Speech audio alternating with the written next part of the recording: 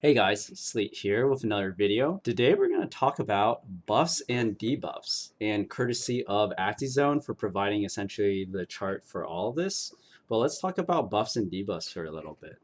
So, as you can see, most of the buffs and debuffs are by 20%. So, if you were to calculate any of these, for example, let's just say speed. In order to calculate a speed up, you would take the base value, 51 in this particular case, and multiply by the 20%, so it would be by multiplier 1.2.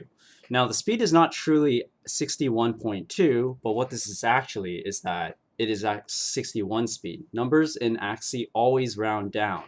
Even if the decimal point is above 5, it rounds down to the nearest whole number. So it gets truncated. So there are some very interesting things you can do when it comes to speed down. We'll give some examples in a little bit. So what are some relevant attack up cards? Most of these cards are very good. Risky Fish already is quite meta. Clamshell is not seen as much. It's used more as a shielding potential card. But Kaku is already quite meta. And then Sponge, I can imagine, will be quite meta in Season 19 if we do not see a double talk nerf. This card provides a lot of shield. And it also has very, very good stats. And when you break the shield, you get attack plus. So quite strong. Morale up.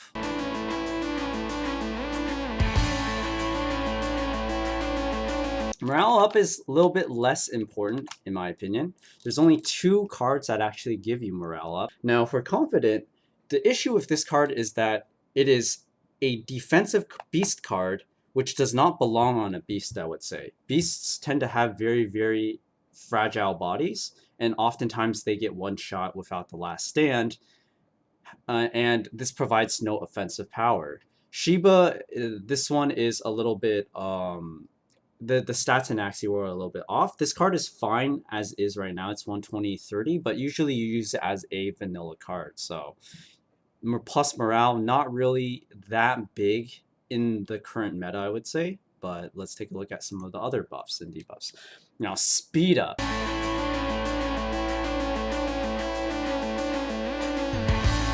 Speed up, on the other hand, these cards are very strong. But all of these cards, very strong in the meta. So you will see teams built around these speed up cards because that gives you that outplay potential, allows you to speed up. And the card that we are seeing more and more come into the meta is essentially Arco. This card is, in my opinion, even stronger than Koi because it does not rely on any aqua combo to get the speed up or getting hit.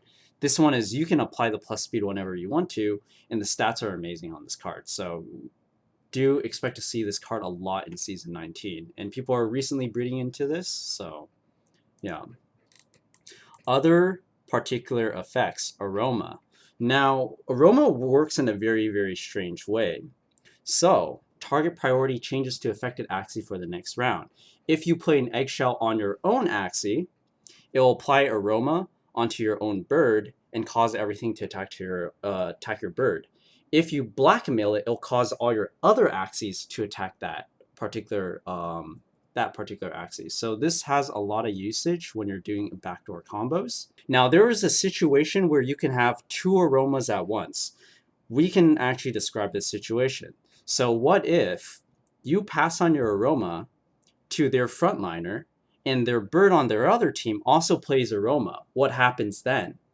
If you have 2 priority targets with Aroma, the Aroma target in the front, the one that's closest to the Axie, will be prioritized. So that is essentially the ordering in terms of the priority if you have multiple Aromas active on the same team. Chill actually has a lot of application as well. This is a pretty slept on ability at the moment. And personally speaking, I don't actually like using Chill myself, but I can see that there is a lot of applications when applying Chill because this prevents Axies from entering last stand. If you apply Chill on the same turn that you knock the Axie into last stand, it actually does not work. So what this means is that if you knock an Axie into last stand with the chill ability, it still enters last stand. So do keep that in mind. You cannot end with like a Gramus fan, but if you start with a Gramus fan or anything that applies chill, for instance. So the most common ones are essentially Gramus fan, because this is actually a 120 move. Then they will not enter last stand. Raichu needs a little bit of help. Aqua Tails are very competitive right now, so probably won't see this card too much when it comes to competitive play. Fear. Now, Fear also works in a strange way compared to Stun. Fear, it just says affected Axie cannot attack. Let's actually expand upon this. Fear, there are many different forms of fear. Fears are usually described as number of rounds of fear. So it says enemy Axie cannot attack, but it also prevents effects from happening as well. So this is actually more akin to stun. So these descriptions are a little off.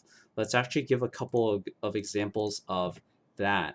So if we talk about fear a little bit, some of the fear effects in this game persist for 1 turn, 2 turns, or the entire round. So for caterpillars, for instance, this description also is a little bit off. This is now apply fear for 1 turn to shielded targets, meaning that if you fear a target and any card is played between the feared target and you playing the caterpillars, the fear actually runs out. So when they say for X amount of turns, that essentially means for X amount of cards or movement. If you pass, that does not count as a turn.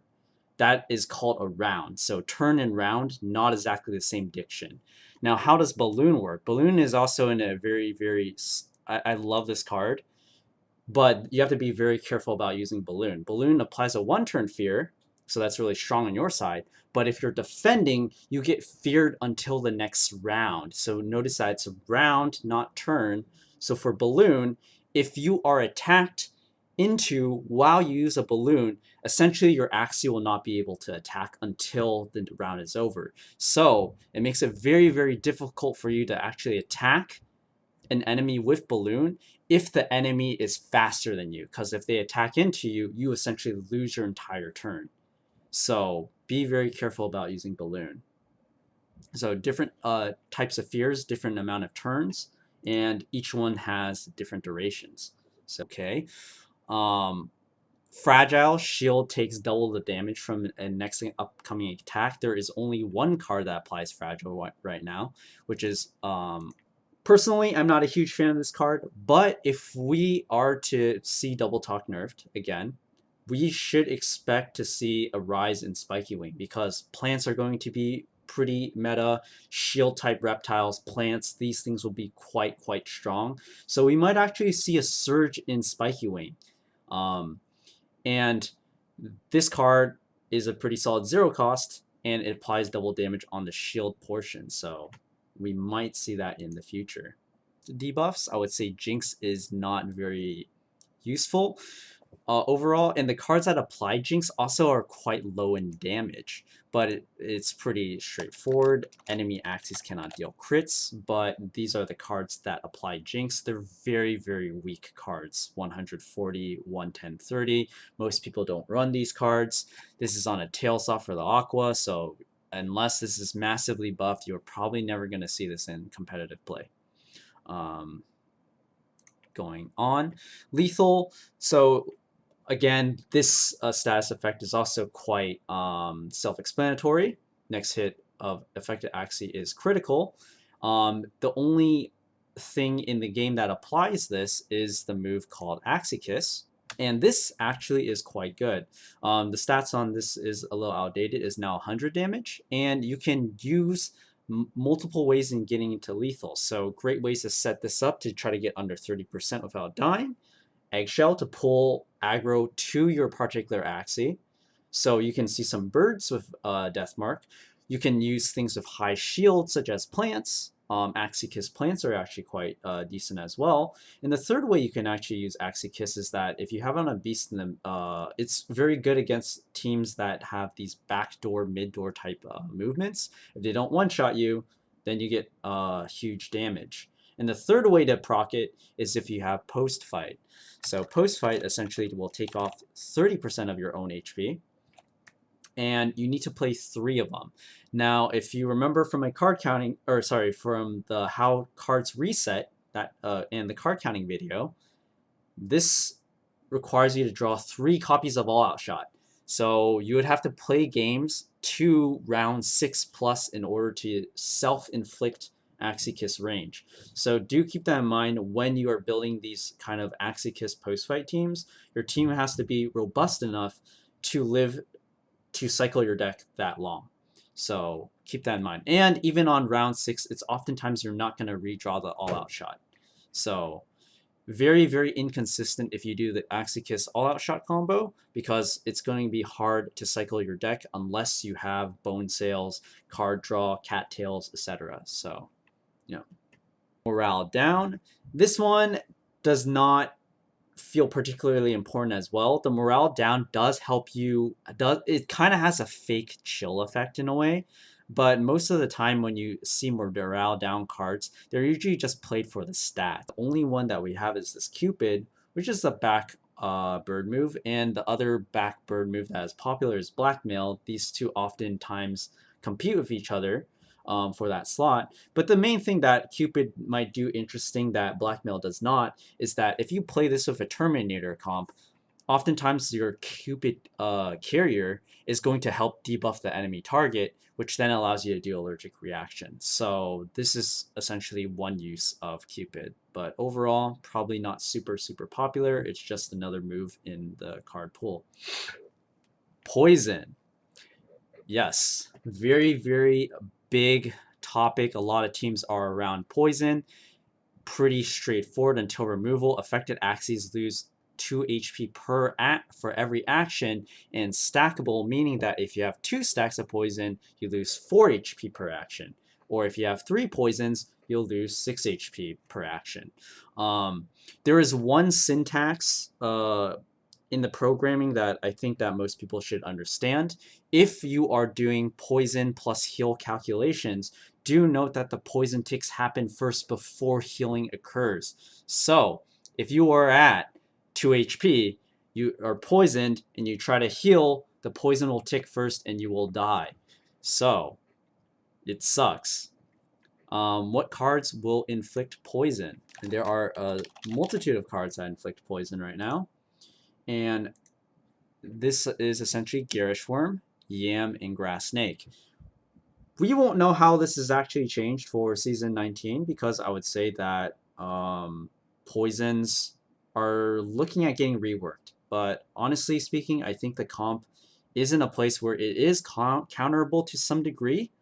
The shield on Grass Snake might be a little bit too low, but I mean, buffs and rebalancing, that talk can be discussed another day. But overall, poison itself is a very strong archetype, and I hope that it will stay at least relevant in the next meta, just so that there's a little bit of variety in the amount of builds we can play. Sleep. This is also a very, very hot topic. We've talked about Double Talk getting nerfed, and Double Talk is the move that essentially applies sleep. So next upcoming attack ignores shields. The only card in this game that applies sleep is Double Talk. And this card text is also very unclear because this sleep also applies to the card itself. So it itself does 80 damage. This one is a little outdated. And the next attack also goes through shield. So you can essentially set the next 2 attacks to go through shields. And this is the main reason why we don't see triple plant, triple reptile, triple dusk on every single team right now. Purely because this card is a thing. Because this card is keeping all of those bulky boys in check from just shielding up bone sails on everything. This is the one card that is keeping everything from going to tanky meta. So how do I feel about this card? I would say that it is a bit strong in the current iteration. However, I think it's actually a good way to keep the current meta in check before it actually goes down to that particular way. Speed down. Now this is also a quite popular debuff. We've talked about speed ups and how that can make you faster than your opponent. Speed downs is another way of setting up kills. Say you're slower than your opponent, and then you play slow down. Essentially, it's like you get two moves in a row. You attack after them so they cannot heal up, and then if you slow them down, now you're faster than them. You get two attacks in a row if you can set it up properly. Now, it says decreases speed by 20% per round. Let's also talk about how the stackables work for this. So all percentages are stackable values. So let's go back to our Aqua example, which I had 51 speed. If I were to be slowed down twice, it would be a multiplier of 0.6. Now, normally speaking, if you get a slowdown of 1, it's 0.8, the 20%, and this would be my speed. But if I were to be slowed down twice, it's actually times 0.6. It's not times 0.8 times 0.8. It's not 20% of the 20%, but rather the percentages are stacked with each other. So your speed after a double slow would be 30. Do keep that in mind if you are doing some Kotaro shenanigans, that you do Kotaro first and then you slow down. But yeah, what are some good cards that can apply slows? So good cards that can apply slow right now, we see all three of these in meta because, again, speed is very important in this game. We actually see all these played. I actually expect to see more Croc in the future. Right now it's 90-60. This thing is severely overstat for what it does. It's slightly less offensive than the Disarm, but it's way more tanky in terms of your Axie shielding. So you can create huge shields, get a slowdown, and have decent attack. Also, the other thing that's really nice about Croc versus the other two options is that the other two options are Horns. Horns tends to be one of the highest DPS slots in the game. So it actually feels bad putting a slowdown on the Horn a lot of the times. So I expect that we are going to see a lot of Crocs in the future, some more damage Horn, and then other damage parts on top of it. So I think Croc is a much, much better slotted card than the other two, mostly because of the body part that it belongs on. Stench.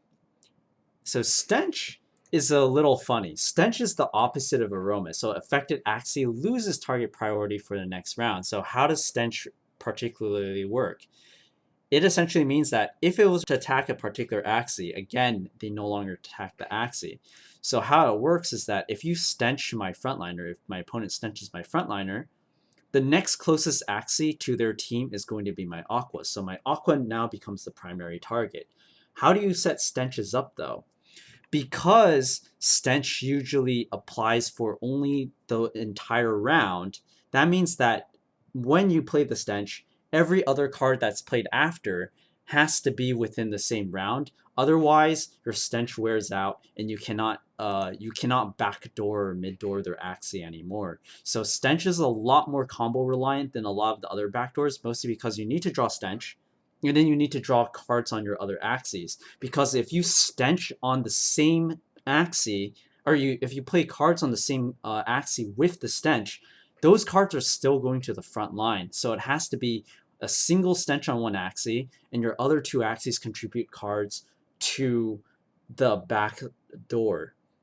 The other thing that's also quite important is that your stencher has to be the fastest Axie on your team. So when you're building a stench team, it is very, very important that your stencher is the fastest one. So in order to get a consistent enough combo, you probably have to put your stencher in the mid, and it also has to be the fastest Axie. Some particular cards with the stench ability is essentially Ant and Unco. Now, right now, both of these are buffed to 30-80, and I would say that Unco is just far superior to Ant in both ways. So Ant essentially has 1 HP 3 morale, and this has, the reptile part has 1 speed and 3 HP. So just in terms of body parts, the Unco has the same stats card-wise, but it just does more base stats. But maybe if you have, and because you need the speed as well, you also need it to be Unco. Because if you're playing it with Ant, you're slowing yourself down. So it's going to be harder to build a stench team around an Ant than it is to build it around Unco, purely because of the speed differential as well. Moving on. And the last one is Stun. Now, Stun has two abilities. It says next attack misses, next attack incoming attack ignores shields. Now, one is essentially when you're playing on the defensive, and one is when you're playing on the offensive. So this is a way. So this is kind of like fear in some degrees, but it's also can be used as an offensive variant as well. So stun persists unless your opponent removes it or you attack into them. So if they're attacking while stunned, they miss their next move. Or if you're attacking into a stunned target, then it says it ignores shield. So that's essentially what it means there. Stun is quite strong in the current meta. You do see a lot of stuns in the meta as well. And the three cards that apply the stun currently are essentially Snail Shell, Fish Snack, and Tiny Turtle. You see a lot of Tiny Turtle being played right now. In the higher MMRs, you see a lot of Fish Snack being played. And then if you play in the mid MMRs, the high MMRs, you see a lot of Snail Shell and the Terminator. So all of these quite meta moves, you'll see them a lot, and you'll need to know essentially when and how to play around all these stuns. Otherwise, it's going to be very difficult when you lose energy or you don't play in your attacks properly. You're going to lose a lot of games because of stun. Okay, last thing we should talk about, some cards have bugged animations.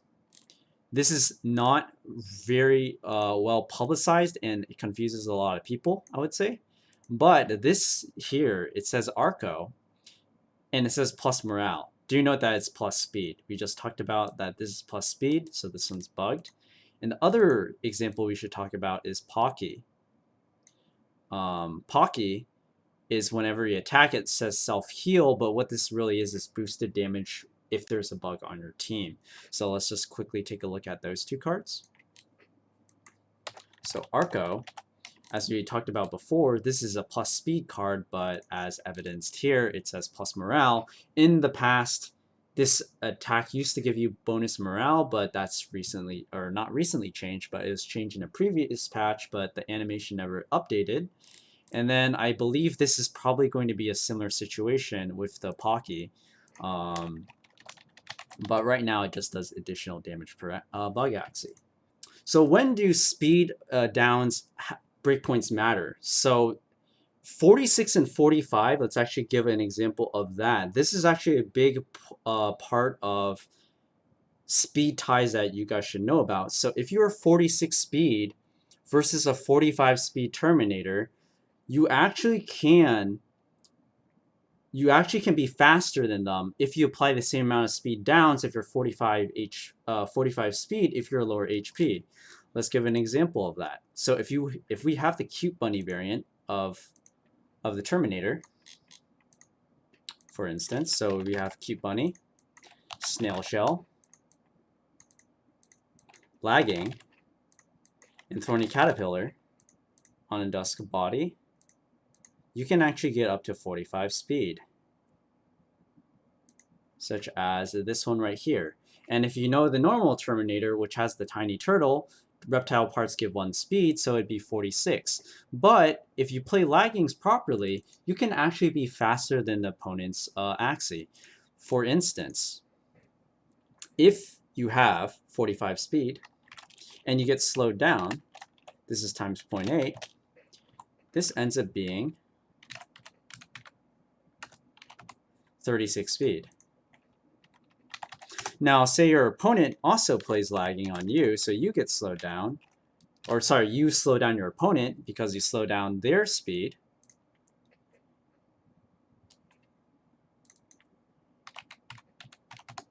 This is 36.8. So, if we know anything again about numbers, they always round down in this game. You're now the same speed. So how do you resolve speed ties after that? So to resolve speed ties, let's actually go and talk about Axie stats a little bit. Going back to ours, the speed tie is determined by the higher speed, but since we're the same speed, it goes to amount of HP. So if you do like a snail shell lagging and they go hard into you and they do more damage to you and you end up slower, you can actually be faster as a 45 speed Terminator versus the 46 speed with the tiny turtle. So that is something important to keep in mind when you're talking about speed breakpoints. This also applies when you have higher morale or lower morale kind of aquas versus some birds. Um, so be very careful in that if you're doing some speed tie stuff, that if you want to be faster than them, you also want to take more damage. So, and that's pretty much it for buffs and debuffs. If you have any questions, do leave them below, and I'll catch you on the next one.